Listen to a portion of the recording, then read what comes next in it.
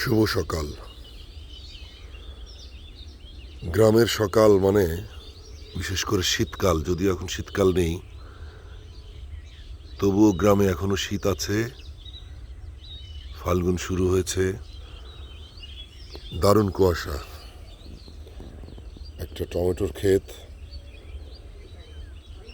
জমির আল ধরে হেঁটে গেলে সামনে সামনে একটা ছোট্ট নদী, খুব ধীর গতিতে নদীটা বয়ে যাচ্ছে। পাখি উঠছে আকাশে, যদিও কুয়াশায় অনেক কিছু দেখা যাচ্ছে না।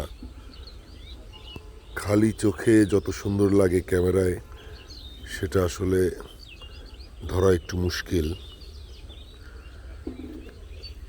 সুন্দর বাংলাদেশ আমাদের, সবাই আমরা সুন্দর থাকি, ভালো থাকি।